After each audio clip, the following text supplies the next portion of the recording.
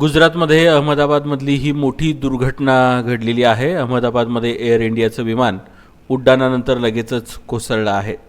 यामध्ये अनेक जण दगावल्याची भीती वर्तवली जात आहे।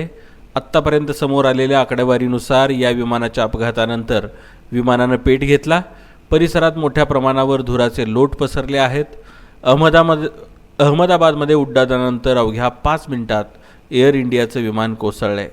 विमानात 159 भारतीय होते। याशिवाय 53 ब्रिटिश, 1 कॅनडियन, 1 पोर्तुगीज प्रवासी होते।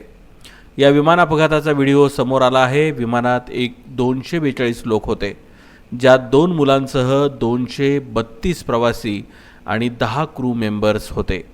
या अपघाताची माहिती मिळताच तातडीनं बचाव कार्य सुरू झालं, मात्र या ठिकाणी फक्त मृतदेहाच्या रांगा लागलेलं चित्र आहे।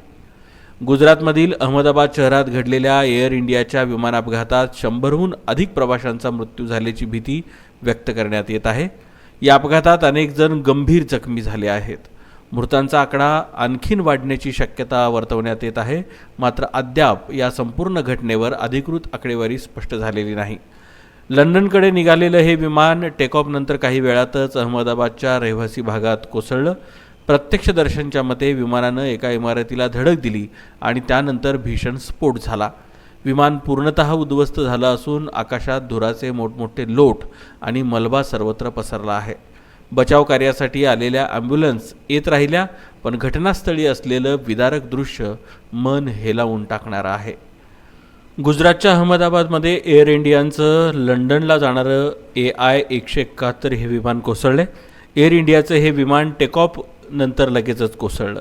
या विमानात एकूण 242 लोक होते, ज्यामध्ये 230 प्रवासी आणि 12 क्रू मेंबर्सचा समावेश आहे। अहमदाबाद विमानतळावरील रनवे 23 वरून उड्डाण केल्यानंतर हे विमान मेडिकल कॉलेजमधील हॉस्टेलच्या इमारतीवर कोसळलं आणि दुर्घटनाग्रस्त झालं। हॉस्टेलच्या मेसमध्ये वैद्यकीय शिक्षण घेणारे विद्यार्थी जेवण करत असताना तिथं विमान कोसळल्यानं दुर्घटनेत मोठी जीवितहानी झाल्याची भीती व्यक्त केली जाते।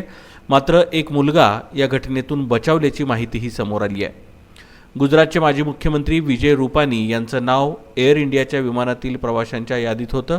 विजय रूपानी यांचा बोर्डिंग पास आणि विमानातील फोटो देखील समोर आले आहेत।